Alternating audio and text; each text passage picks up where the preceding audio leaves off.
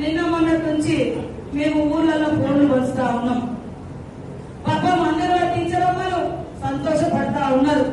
మరి ప్రజలు సంతోషపడ్డా అంగన్వాడీ టీచర్లు కావచ్చు, నిరుద్యోగులు కావచ్చు, రైతులు కావచ్చు, పేదలు కావచ్చు, దళితులు కావచ్చు, గిరిజనులు కావచ్చు, బహుజనులు కావచ్చు, సంతోషపడితే కళ్ళల్లో నిప్పులు పోసుకునేది బీఆర్ఎస్ పార్టీ.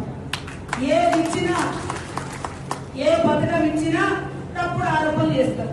మనం బస్ ఫ్రీ వచ్చిన 48 గంటల్లోనే బస్ ఫ్రీ పెట్టినాం.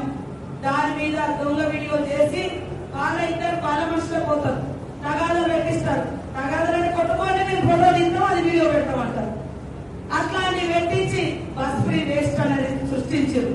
ఇందాక మరి వెంకటరావు అని చెప్పిండు, బస్ ఫ్రీ మూలంగా అనేక మందికి లాభం జరుగుతుంది. 10,000 కోట్లు ప్రభుత్వము బస్సు మహిళలు ఫ్రీగా వాడుకోవడంతో డబ్బులు కట్టినాం. ఇవాళ కరెంట్ ఫ్రీ వస్తుంది, అది ఏం రావట్లేదు అంటాడు. బోనస్ వస్తే అది రాదంటాడు. ఈ రోజు ఫోన్లు ఇస్తుంటే ఇలా సీతక్క స్కామ్ అంటున్నారు. ఏ స్కామ్ జరిగిందంటే వాడు ఏమంటాడంటే, మేము కేంద్ర ప్రభుత్వం మాకు ఇచ్చింది 11,800 రూపాయలలో మీరు ఫోన్లు కొనాలని ఇచ్చారు. మనం ఒక్కసారి టెండర్ వేస్తే ఒకటి 14,000 అయితేనే ఇస్తానొచ్చు. 14,000 ఒక ఫోన్ మేము ఇయ్యం బాబు అని మళ్ళా టెండర్ పిలుసు. మళ్ళా పిలిస్తే 11,650 రూపాయలు, అంటే 150 రూపాయలు కేంద్రం ఇచ్చినా కూడా మిగిల్చినాం. ఇదే పక్క రాష్ట్రాలలో బీజేపీ రాష్ట్రాల్లో కూడా 11,800 కొన్నారు, 700 కొన్నారు. మేము 11,650 కొంటే వాడు ఏమంటాడు, బీఆర్ఎస్ నాయకుడు, బీఆర్ఎస్ సోషల్ మీడియా 14,000 కొన్నారు అంటారు. 11,650 కొంటే 14,000 ఎక్కడ వచ్చినాయి? మరి ఆధారం ఉంటే చూపించాలి కదా. వాడు ఏం ఆధారం చెప్తాడు? ఫస్ట్ సార్ ఒక టెండర్ అయినప్పుడు ఒకటి 14,000 వేసాడు, మేము అది క్యాన్సల్ చేసినాం. మరి క్యాన్సల్ చేసి చూపిస్తున్నాడు ఇక్కడ. మరి నేను ఇచ్చింది 11,650 అయితే 14,000 దొంగ లెక్క చెప్పి అవినీతి సీతక్క అని మాట్లాడు. చెప్పు దేవుద్ది, తప్పుడు మాటలు మాట్లాడతారు.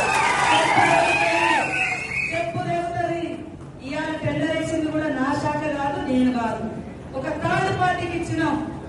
టీజీటీఎస్ టెక్నికల్ మన తెలంగాణ టెక్నికల్ సర్వీస్ కార్పొరేషన్ వాళ్ళకి ఇచ్చినాం. అందులో కేంద్రం ఇచ్చిన ప్రతి గైడ్ లైన్స్ అమలు చేసినాం. ఇవాళ ఒక మట్టి ఇట్లా చల్లితే మనం రుద్దుకోవాలి. ఇప్పుడు చూడు అంటే అది వచ్చినప్పుడు ప్రతి ఒక్కరు ఇదే కాదు. నిన్న ఎవరితో ఇక్కడ గోవిందరాపేటలో ఎల్లడు పడి చేరగాలి, దాన్ని కాంగ్రెస్ నాయకులు నిలుస్తారు. మరి కాంగ్రెస్ నాయకులు స్పందించాలి కదా. మనోళ్ళు అందరూ పనులకు వస్తారు, పనులు చేయించుకొని ఖాళీ ఉంటారు. మరి పార్టీ ప్రతిష్ట దెబ్బతింటే మరి ఎవరు మాట్లాడాలి? మాట్లాడండి, కేసులు పెట్టండి. ఎవరెవరైతే తప్పుడు ఆరోపణలు చేస్తాడో. నేను ఆ రోజు కూడా దేవాలయం గురించి మనస వాచ కరమేణ ఈ రోజు వరకు ఎవరి దగ్గర దేవుడి పేరు మీద మేడారంలో ఈ రోజు వరకు ఎవరి దగ్గర ఎలాంటి కమిషన్లకు ఆశపడలేదు. ఆ రోజు గుళ్ళో చెప్పినా ఈ రోజు నేను సభలో చెప్తున్నా. నా ఆత్మగౌరవం